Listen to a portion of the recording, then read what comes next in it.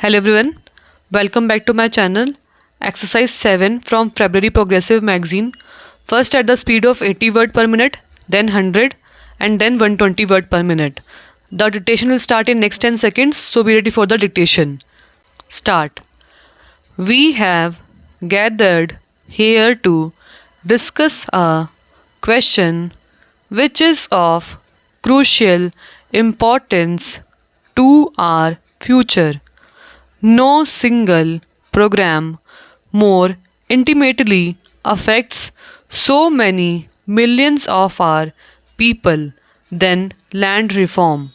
No other measure is remotely comparable in its power to transform their lives, to release their latent energies, and to give them not only economic betterment but hope in their future and their children's future, confidence in themselves as human beings, and equally important, faith in our democratic process, the sincerity and speech with which we implement land reforms will, of course, materially influence the overall rate of our economic growth. However, I feel that much more than this is at stake. What is on test is nothing less than the justice of our political system and its ability to bring about far reaching social transformation in humane and peaceful manner.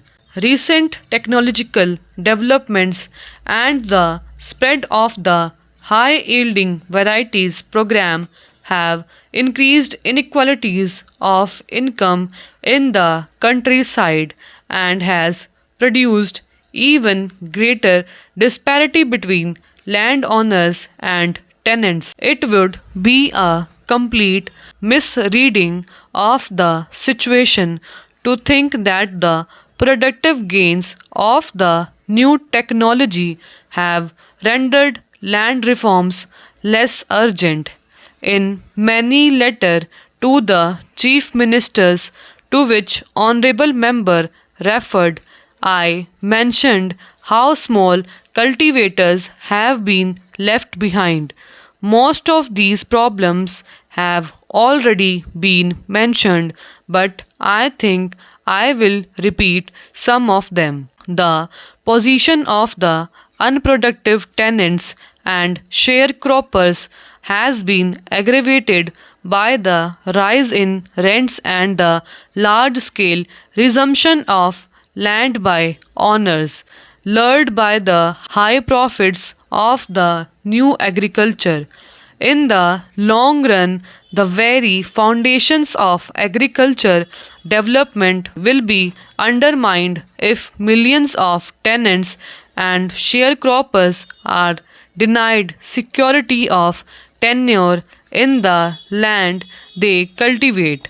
In spite of legal protection, it is well known that cultivators belong to the scheduled castes and scheduled tribes have been disposed of their land by moneylenders and others. Tenants have been downgraded to the status of sharecroppers and sharecroppers reduced to the position of landless laborers. All this has produced a growing current of discontent in the countryside, which has occasionally erupted into violence. These are dangerous trends.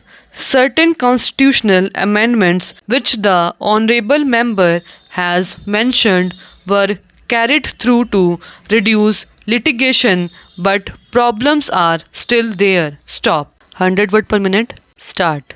We have gathered here to discuss a question which is of crucial importance to our future. No single program more intimately affects so many millions of our people than land reform.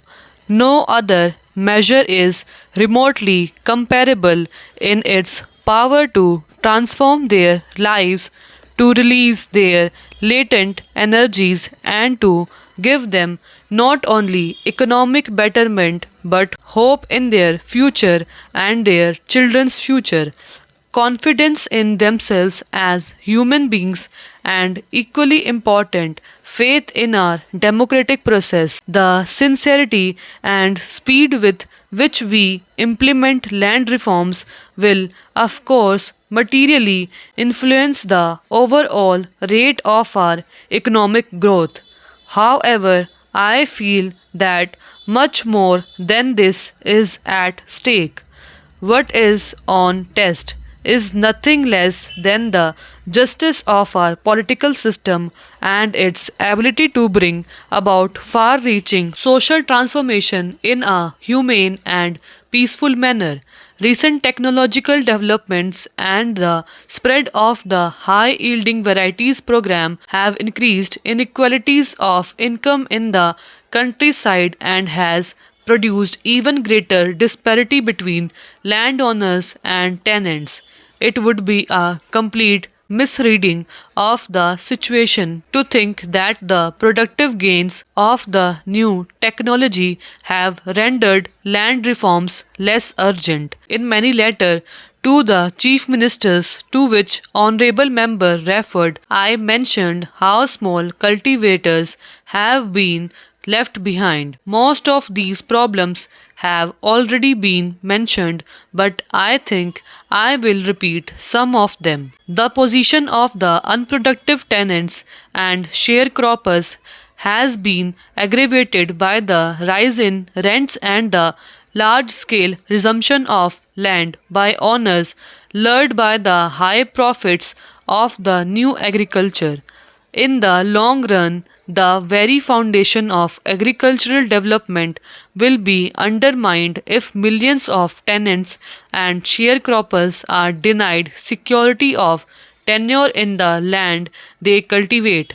In spite of legal protection, it is well known that cultivators belong to the scheduled castes and scheduled tribes have been disposed of their land by money lenders and others.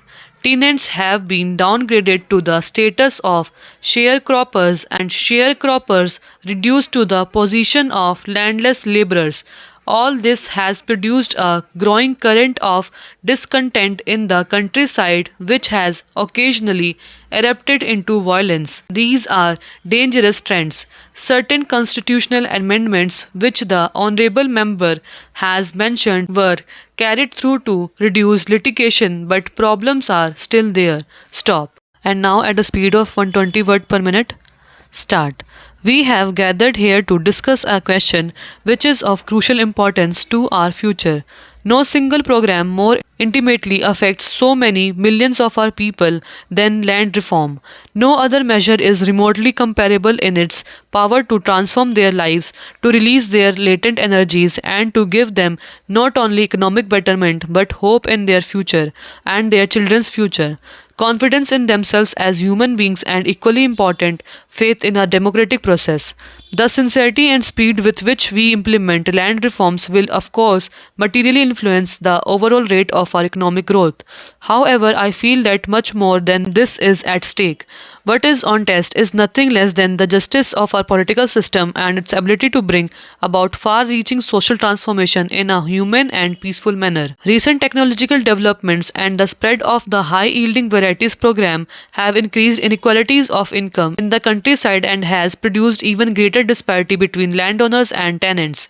It would be a complete misreading of the situation to think that the productive gains of the new technology have rendered land reforms less urgent. In many letters to the chief ministers to which honorable member referred, I mentioned how small cultivators have been left behind. Most of these problems have already been mentioned, but I think I will repeat some of them. The position of unproductive tenants and sharecroppers has been aggravated by the rise in rents and the large scale resumption of land by owners, lured by the high profits of the new agriculture. In the long run, the very foundations of agricultural development will be undermined if millions of tenants and sharecroppers are denied security of tenure in the land they cultivate. In spite of legal protection, it is well known that cultivators belong to the scheduled caste and scheduled tribes have been disposed of their land by moneylenders and others. Tenants have been downgraded to the status of sharecroppers and sharecroppers reduced to the position of landless laborers. All this has produced a growing current of discontent in the countryside, which has occasionally erupted into violence. These are dangerous trends. Certain constitutional amendments which the honorable member has mentioned were carried through to reduce litigation, but problems are still there. Stop.